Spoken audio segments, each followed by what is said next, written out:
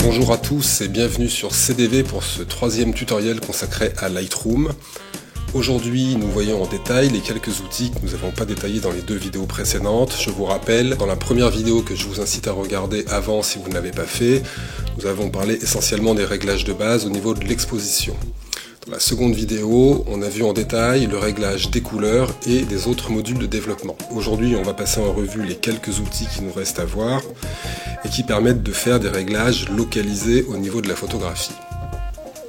Alors, on va retourner tout de suite au sein de Lightroom. Et avant de continuer en détail ce qui nous reste à voir, je voulais juste vous préciser deux petites choses. Quand vous êtes dans le module de développement, on va prendre cette photo-là par exemple. Il y a ici deux petits curseurs qui permettent de régler votre balance des blancs. Alors ça en général c'est fait en début de réglage de vos photos, en début de développement. Alors c'est un outil qui est assez simple. En général il n'y a pas trop besoin de s'en servir, parce que si comme moi vous prenez vos photos dans un mode automatique au niveau de la balance des blancs, il n'y a pas vraiment à y retoucher. Cependant, si jamais vous aviez fait une erreur, vous pouvez toujours changer ici votre balance des blancs en revenant par exemple directement à une balance pour une lumière naturelle si ça a été fait en extérieur, avec un plein soleil ou un temps nuageux, un éclairage intérieur, vous choisirez tungstène, le flash, si jamais vous avez pris vos photos au flash. Si vous voulez faire un réglage manuel, rien ne vous empêche, quel que soit le mode de balance des blancs que vous avez choisi, par exemple vous êtes en temps nuageux. Voilà, donc ça va un petit peu réchauffer ma photo qui avait été prise au flash. Donc on est passé de 5500 à 6500 Kelvin. Rien ne vous empêche, en changeant ce premier curseur, de refroidir la photo en allant vers le bleu ou inversement de réchauffer un petit peu plus en allant vers le jaune. Vous avez le deuxième curseur qui concerne la teinte, s'il y a besoin de rajouter un petit peu de vert ou de magenta.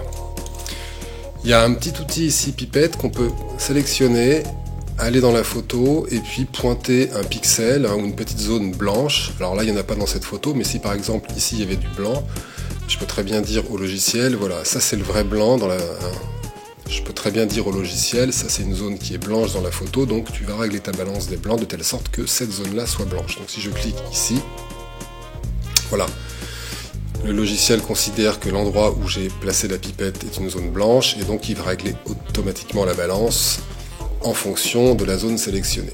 On va réinitialiser en mettant tel quel et vous voyez qu'automatiquement ici on a 5500, ça a été pris au flash, donc l'appareil ne se trompe pas, il a réglé ça dans un mode lumière plutôt naturelle. J'en profite pour revenir également sur le petit module de présence qui se situe dans le premier module des réglages de base. Alors c'est assez simple, là vous avez une augmentation de la saturation globale ou une diminution de la saturation globale jusqu'au noir et blanc. Alors je vous avais expliqué que moi je trouvais préférable de d'abord régler sa photo en touchant l'exposition, faire des réglages colorimétriques au sein du petit module spécifique, ce qui permet de régler plus précisément les zones les plus importantes de votre photo, et ensuite éventuellement rien ne vous empêche de rajouter de la saturation globalement dans l'image ou d'en enlever, ou de la vibrance. La différence entre vibrance et saturation, sans trop rentrer dans le détail, quand vous augmentez la vibrance, vous allez augmenter la saturation des couleurs plutôt au profit des tons bleus, tout ce qui est bleu ici, et moins des tons jaune, orangé, rouge. Quand vous augmentez la saturation, vous allez avoir une augmentation préférentielle au niveau du rendu qui concerne tout ce qui est plutôt dans les rouges. Voilà. Le petit curseur présence, lui, il permet d'augmenter les micro-contrastes. Vous voyez, si je tiens à droite, l'effet que ça donne. Et inversement, si je diminue la clarté, ça va donner un lissage de la photo. C'est pas toujours très esthétique, mais ça peut être intéressant de s'en servir, peut-être pas dans l'ensemble de la photo, mais dans des zones plus localisées, comme on va le voir tout à l'heure.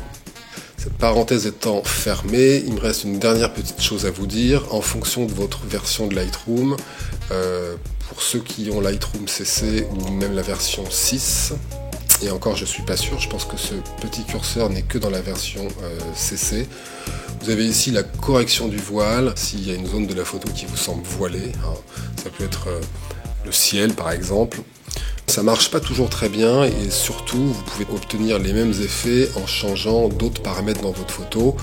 Quand vous le tirez vers la droite, ce curseur, ça va surtout augmenter le contraste et probablement augmenter également la vibrance. C'est quelque chose que vous pouvez faire même si vous n'avez pas ce curseur. On va commencer par discuter du sujet qui nous intéresse aujourd'hui, c'est donc une revue de ces petits outils qui sont ici tout en haut et qui permettent de faire donc des réglages localisés au niveau de votre photographie. Alors on va passer assez vite sur le premier qui est celui du recadrage, donc ça c'est extrêmement simple, il n'y a pas à dire grand chose. Vous cadrez comme vous voulez, si vous cliquez ici sur le petit cadenas, ça vous permet de changer les proportions de la photo. Donc par exemple je peux changer la largeur sans que la hauteur de la photo soit changée. Et inversement, quand le cadenas est verrouillé, si vous modifiez la hauteur de la photo, ça modifie également sa largeur. Ici vous avez une petite boîte déroulante qui vous permet de revenir à l'état de la photo dans son état original. Et puis ici vous avez déjà des formats préétablis comme 1-1, c'est-à-dire un carré, 4/6, 4 tiers, etc., 16/9. Alors nous, cette photo elle a été prise en 16/9, on va la remettre telle quelle, comme elle a été prise, et puis on va éventuellement déjà la recadrer un tout petit peu. Voilà, ici vous avez un petit outil qui s'appelle voilà, suppression des défauts. Comment ça marche? C'est simple, on va zoomer un petit peu au niveau du visage. Donc je vous rappelle que pour zoomer, c'est la touche Z. Je vous avais dit que vous pouviez trouver le zoom au niveau du module bibliothèque ici, en appuyant sur zoom, et que vous pouviez régler votre zoom ici. Alors c'est vrai, mais l'autre fois, comme cette petite fenêtre de mon module de développement a été cachée, quand j'ai enregistré ma vidéo, je vous ai pas dit que vous pouviez aussi tout à fait choisir votre zoom ici. Quand vous êtes dans la fenêtre développement, vous avez la possibilité, avec ce menu déroulant, de choisir le type de zoom de 100%, 300%, 400%, etc. Donc là, on n'a pas besoin de 400%, mais on va choisir par exemple 200% pour avoir le visage en pleine zone. Et vous montrer à quoi sert donc ce petit outil de correction. Il suffit donc de placer par exemple un défaut sur la peau que vous voulez éliminer, puis vous cliquez dessus et il va vous proposer une autre zone de la photo, une autre petite zone pour remplacer celle sur laquelle vous cliquez et que vous voulez corriger. Alors vous pouvez très bien, même si le logiciel en général choisit judicieusement la petite zone qui doit remplacer l'anomalie à corriger, vous pouvez très bien changer l'endroit que vous voulez utiliser pour remplacer le défaut. Alors en général, il faut plutôt se mettre relativement proche, comme ça vous êtes sûr d'avoir le même éclairage, la même exposition. On verra pas trop la zone de jonction entre la partie corrigée et la partie non corrigée de la photo. Ici vous avez des curseurs contour progressif qu'il vaut mieux mettre à fond, parce que vous voyez, si je le mets pas à fond, si je fais l'inverse, vous allez voir, si je valide cette correction, qu'on va avoir Enter, le contour de la zone qui a été corrigée. Pardon, je vais rezoomer ici. Donc on se retrouve avec un rond qui n'est pas très esthétique.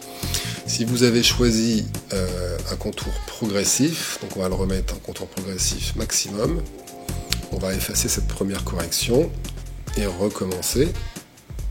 Donc vous réglez la largeur de la zone à corriger avec la molette centrale de votre souris si vous voulez. Donc là, je ne vais pas mettre un spot trop large, je clique, je vais rester à côté, voilà, par ici par exemple, je fais Enter pour valider,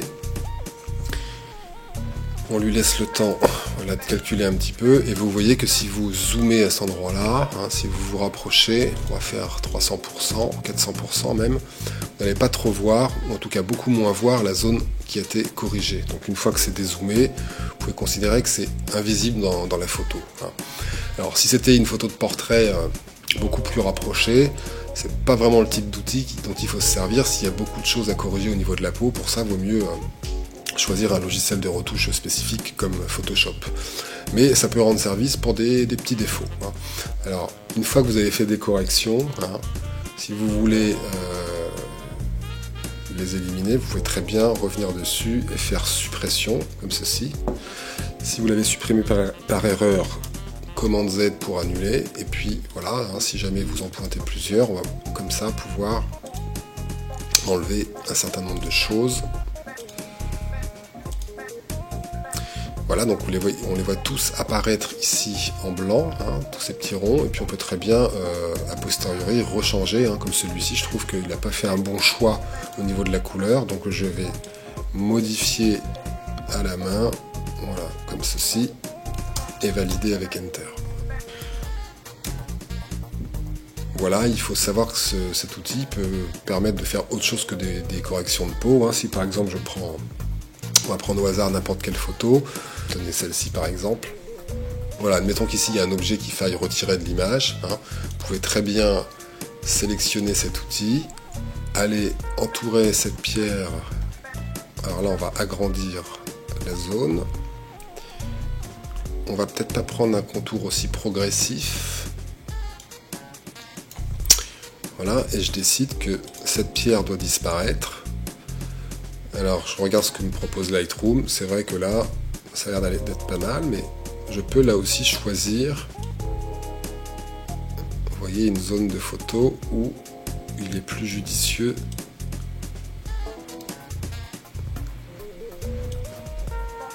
Voilà, par exemple comme ça. Voilà. Et là, vous voyez qu'on a fait disparaître cette pierre. Donc pour la faire réapparaître, on resélectionne l'outil, on choisit avec la main la correction à effacer et on fait suppression.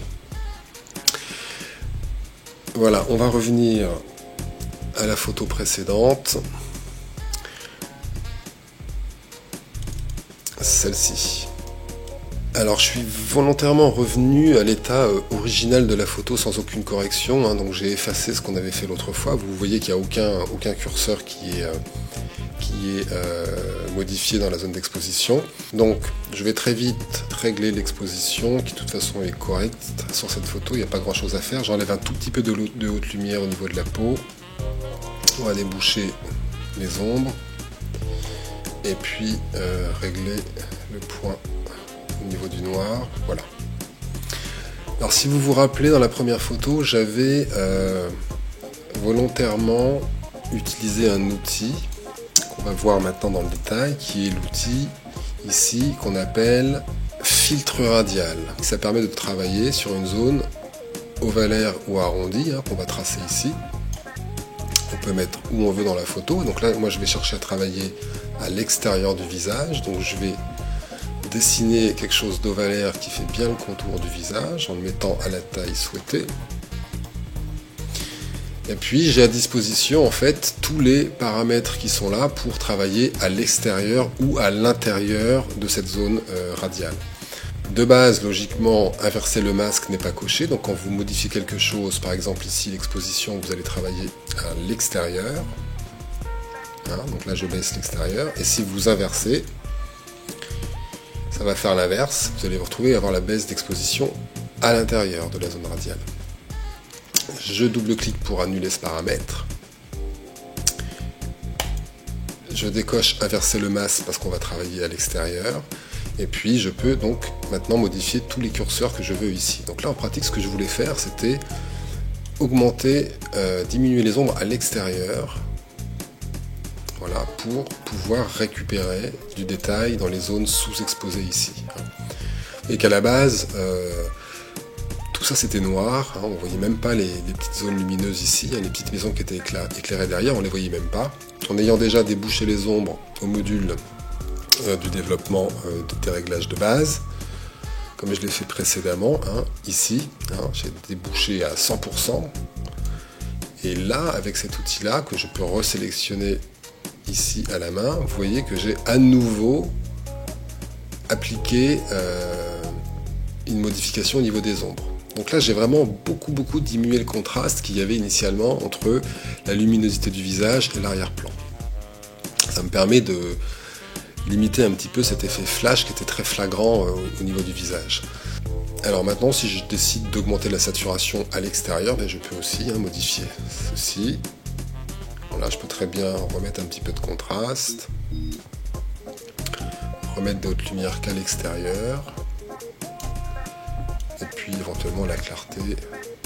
Je regarde ici si ça a un intérêt, pas trop au niveau du ciel, on va pas toucher. Comme j'ai énormément débouché les ombres, je peux aussi maintenant décider d'appliquer une correction du bruit à l'extérieur du visage, donc je vais monter le curseur du bruit. Voilà, donc là vous avez compris le principe, hein, comment ça fonctionne. Vous avez ici également des menus déroulants qui vous permettent d'avoir déjà des réglages préétablis. Vous voyez, si je prends ici saturation, il va me proposer un réglage avec une augmentation de la saturation ici. Alors c'est pas ce que je voulais faire, donc je vais annuler. Et puis je vais vous montrer qu'on peut par exemple aussi dupliquer, hein. Donc quand vous retournez ici, que vous resélectionnez une zone radiale, vous pouvez cliquer droit dessus et puis faire dupliquer. Et donc là, vous allez avoir l'effet qui s'applique 2 fois. Vous voyez, ça a majoré l'effet. Hein. Vous pouvez très bien bouger pour voir qu'il y a deux zones radiales qui se superposent. Et puis, vous pouvez très bien modifier. Par exemple, ici, je ne voulais pas augmenter les ombres sur la deuxième. Par contre, je voulais effectivement augmenter la saturation et la correction du bruit sur la deuxième. Donc, je la laisse comme ça. Si je fais une erreur ou si je veux supprimer une zone radiale, je la sélectionne et je fais suppression. Voilà, donc nous on va garder celle-ci, et par contre, en ayant fait ça, je m'aperçois que maintenant, les vêtements ici, je leur ai mis trop de saturation, le blouson va vraiment virer énormément au bleu, et puis en débouchant les ombres, ça me plaît pas trop. Alors, quand vous avez fait un réglage dans une zone radiale, vous pouvez très bien, tant que vous êtes dedans, sélectionner ici pinceau, mais si vous touchez la touche Alt, vous allez faire l'inverse, vous allez enlever les paramètres, les effacer.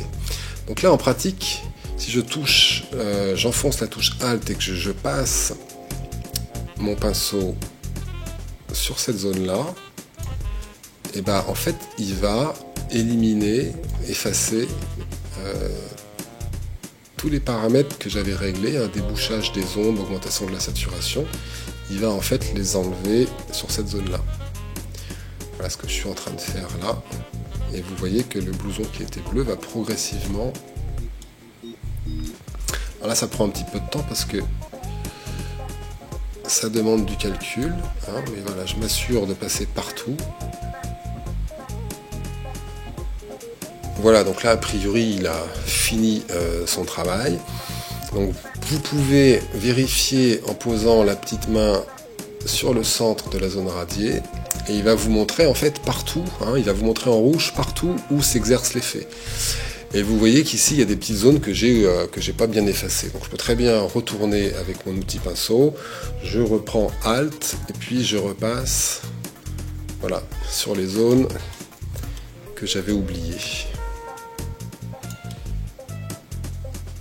Voilà, cet outil pinceau, on va le voir plus en détail juste après. On va laisser comme ça pour cet outil. Je fais Enter pour valider, et maintenant je vais vous montrer donc l'outil pinceau. Vous l'avez aussi de façon spécifique, hein, ici, donc vous pouvez le sélectionner. Vous vous retrouvez avec un pinceau arrondi dont vous réglez la taille avec la molette de votre souris, plus ou moins gros, et vous allez appliquer au pinceau les paramètres qui sont réglés ici.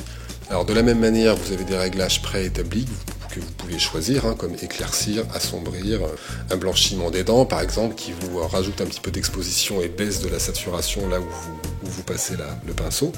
Alors pour vous montrer l'effet, on va régler manuellement quelque chose de très très franc, comme baisser l'exposition, et vous voyez que si je passe mon pinceau ici au niveau du ciel, je vais avoir l'exposition qui baisse partout.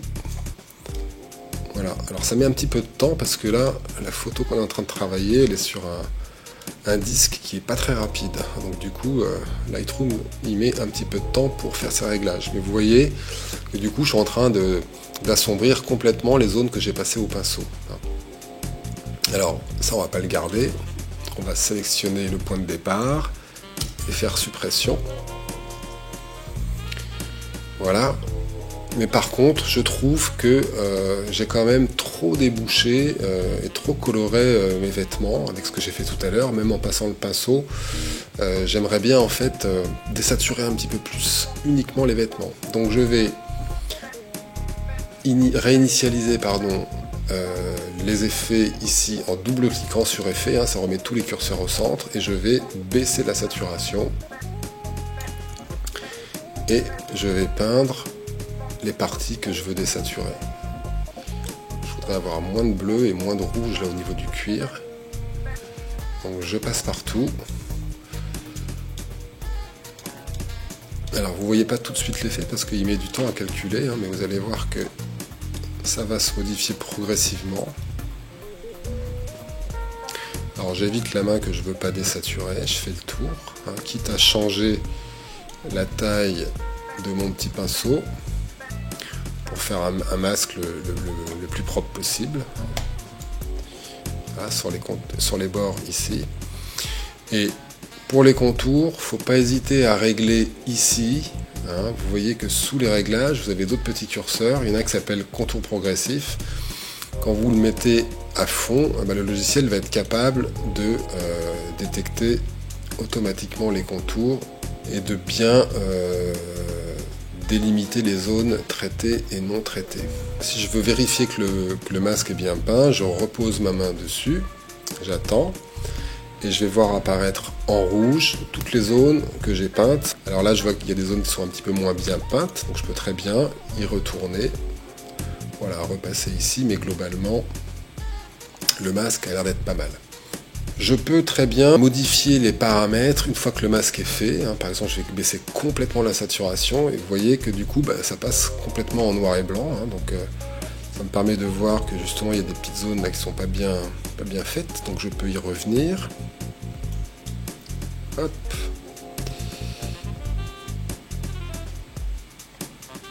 Voilà, comme ceci.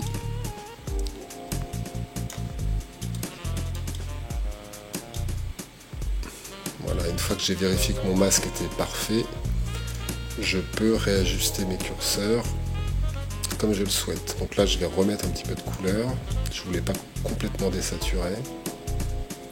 Et puis baisser un tout petit peu les hautes lumières parce que je voulais qu'il y ait un petit peu moins de brillance sur le blouson. Voilà. On va le laisser calculer tranquillement. Mais je vais déjà pouvoir valider cette zone de travail.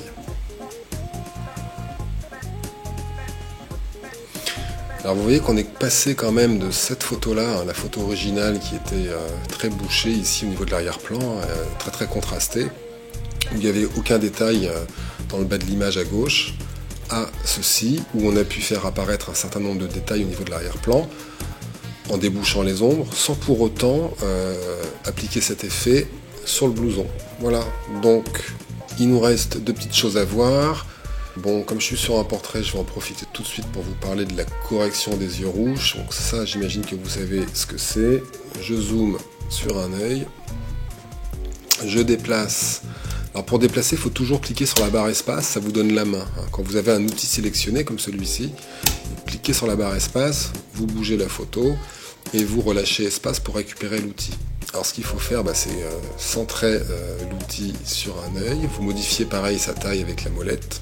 Et puis vous cliquez. Si vous avez pris une photo au flash et que contrairement à celle-ci, le flash est dans l'axe de la pupille, vous risquez d'avoir une réflexion de la lumière sur la rétine qui donne cet effet rouge. Sur les réflexes, les appareils un petit peu haut de gamme, il y a, à ma connaissance, rarement de pré-flash qui permet de fermer la pupille de façon réflexe. Et en pratique, un pré-flash sur les appareils réflexes ou sur les flashs de type Cobra, mais qui est extrêmement rapproché, que vous n'avez d'ailleurs pas le temps de voir, et qui permet simplement au flash de régler son exposition. Donc il est tellement rapproché du flash lui-même qu'en pratique, la pupille n'a pas le temps de se fermer de façon réflexe, et donc si vous faites des photos au flash dans l'axe de la pupille, vous risquez d'avoir un œil rouge, et c'est avec cet outil-là que vous pourrez le corriger. On va changer de photo pour regarder le dernier outil. On va prendre par exemple celle-ci. Il nous reste donc à voir cet outil qui s'appelle filtre gradué.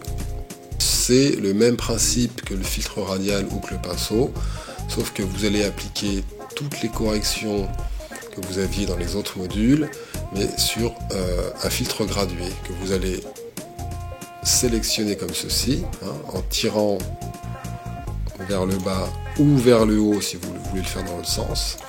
Vous pouvez aussi le faire horizontal, dans ce sens-là.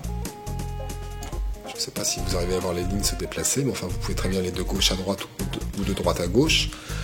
Là, je vais les effacer.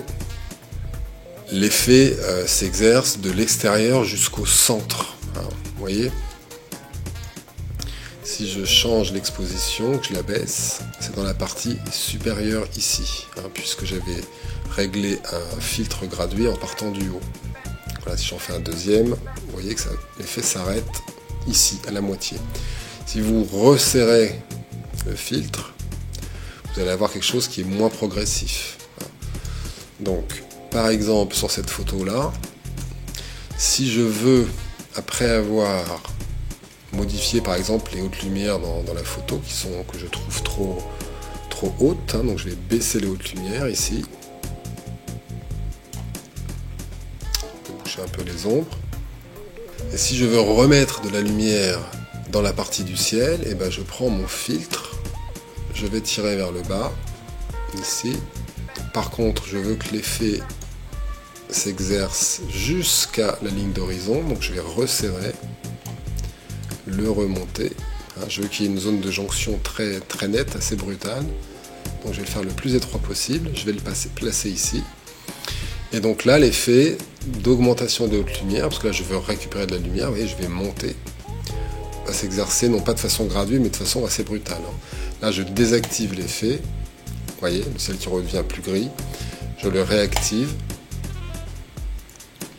Je récupère mes hautes lumières, je peux même d'ailleurs regarder monter l'exposition pour exagérer l'effet, donc je monte l'exposition uniquement sur la partie haute. Si je réélargis mon filtre, l'effet va se faire de façon beaucoup plus progressive. Ou au contraire, en resserrant de façon très brutale. Et là, dans le cas présent, c'est ça qui nous intéresse. Donc, hop, sur la ligne d'horizon.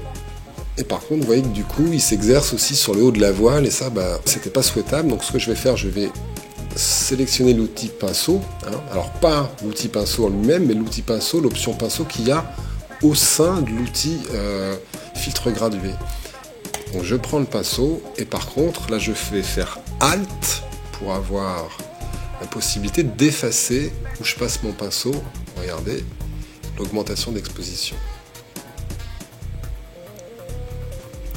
Donc plutôt que de sélectionner après un pinceau et faire le réglage inverse, j'enlève juste l'effet que je venais de régler dans le ciel sur la partie de la voile que je ne veux pas toucher. Et avec le contour progressif ici à droite, hein, réglé au maximum, vous voyez qu'il fait parfaitement le contour. Voilà. Vous pouvez faire Enter pour valider. Et puis ensuite, bon, vous pouvez très bien prendre un nouveau filtre gradué. Par exemple, ici en bas, je vais aller dans l'autre sens. Vous voyez qu'ici, je trouve que c'est un peu voilé en bas. Donc là, je peux me servir par exemple de la correction du voile. Vous voyez, qui va enlever un petit peu l'aspect voilé dans le bas de l'image. Voilà, alors que ce soit pour le filtre gradué ou le filtre radial ou le pinceau, vous pouvez toujours remettre tous les paramètres à zéro en double-cliquant sur Effet, comme ça. Je vais annuler. Ou en double-cliquant sur un curseur, vous le remettez à zéro, hein, voilà, comme ceci. Et comme ceci. S'il y a un seul paramètre à réinitialiser. Voilà, donc on a fait le tour de l'ensemble des outils de développement de Lightroom, hein, l'exposition dans la première vidéo, les couleurs et les autres modules dans la seconde, et pour finir, les outils de retouche localisés. Il n'y a plus qu'à vous entraîner. Et si vous voulez qu'on le fasse ensemble, on fera une 4e vidéo très prochainement où on reprendra une par une toutes les photos qu'on avait vues lors du premier tutoriel pour les régler de façon optimale. Voilà, n'hésitez pas à vous abonner à cette chaîne YouTube, laissez des commentaires sur chaque tutoriel si vous avez des questions spécifiques, et je vous dis à la prochaine sur CDV.